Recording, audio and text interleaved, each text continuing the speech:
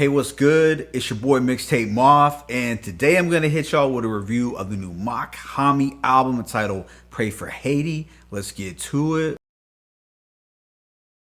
Alright, so Mach-Hommy is a clever lyricist coming out of Newark, New Jersey. He's known for his enigmatic and low-key persona. With no social media presence, Mach-Hommy still manages to be one of the most sought-out MCs in hip-hop's underground. So this new project, For Haiti, is his fifth full-length solo album and the first Griselda project since his sophomore album HBO back in 2016. Shortly after that release, Mach-Hommy and Westside Gunn had gone their separate ways. However, earlier this year, they finally put aside their differences and came together for this new project. Now, I'm not gonna front like I'm an expert on Mach-Hommy's discography, as I've only heard about 2 projects prior to this, so I really approached this album with an open mind, with 0 expectations, because I really wouldn't know what to compare it to. But it contains 16 tracks, 2 of them being skits and lasting a total of about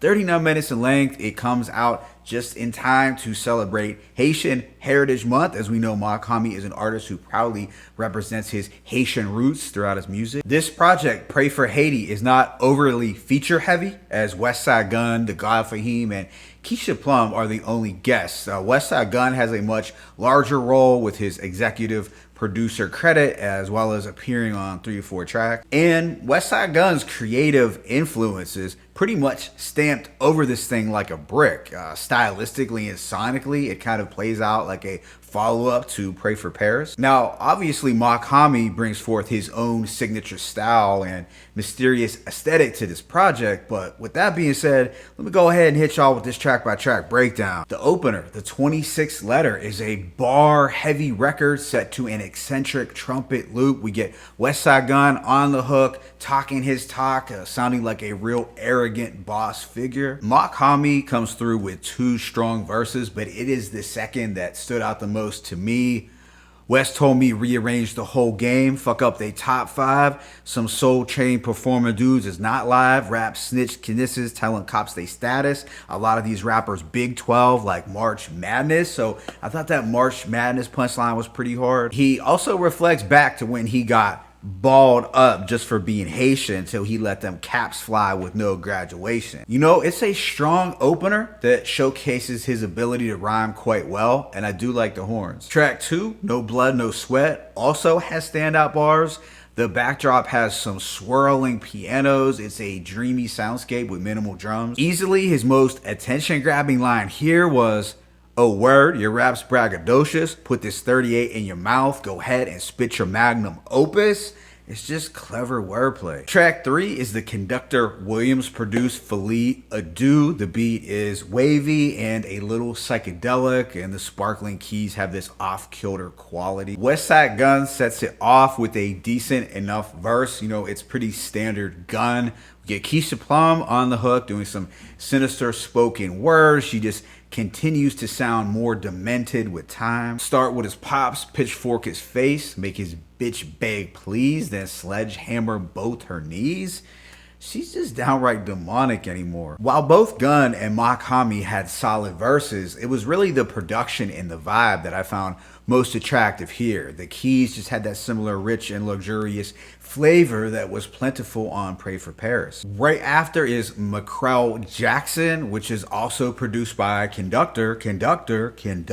This has a very vintage soul loop. It's a beat that I think would be fitting for artists like Rock Marciano, Ghostface, and even Westside Gunn. On here, Mach-Hommy hits us with some fly one-liners as well as threats. Let a clip go, flip you like crypto. And that one's tight, and probably a better crypto reference than Nas's cryptocurrency Scarface. I'm just saying, love Nas, but that line might have been a little overhyped. And then there's also Mach-Hommy brought a choppy just to iron out the wrinkles. Altogether, this is a cool track, although it's short with just 1 verse, but I did like the fly and soulful aesthetic of it. What follows is the Stellar Ray Theory, which is the 3rd and final production installment from Conductor Williams. This has a smooth sax beat that's very 90s jazz rap inspired. Mach-Hommy uses the sun and the weather to talk about the ups and downs in the music games. Well, Mach-Hommy has a positive outlook on the industry, but he calls out the rappers who put in little work and complain when they fail. He raps, when they shit flops, they're going to be hitting guns line.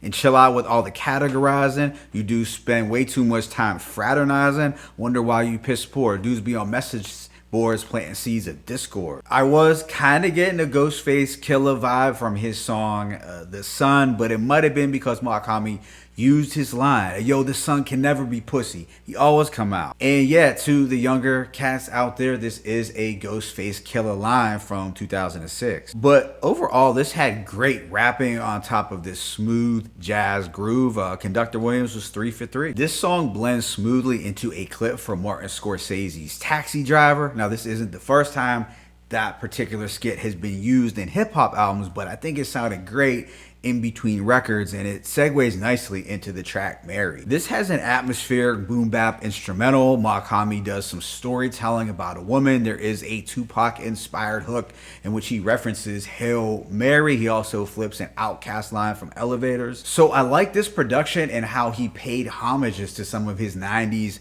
musical influences. Right after is the Let It Yo skit, which serves to underscore his Haitian roots, but following this is the Nicholas Craven produced Criminal. Now, on top of this obscure sounding and attractive loop from Craven, Mach-Hommy does some storytelling and reflects on seeing people in his sleep. A couple of individuals named D-Lo and Didi. There's a Caribbean styled hook that he's performing, which sounds dope. This only contains one verse followed by an extended hook in the loop playing for about 30 seconds. As much as I like this record, I feel it should have had 2 verses. I mean, that's just my take, but it did seem a little underdeveloped, but still very dope production from Nicholas Craven. What comes next is a Sadu Gold produced pen rail. We get a moody guitar and vocal sample. It's a hypnotic instrumental that I think is cool, but I wouldn't consider this to be a standout song. It's one verse again and not really much to pull from here, but the production vibe is solid. Right after is Murder Season featuring Westside Gunn. The Camouflage Monk production has some thick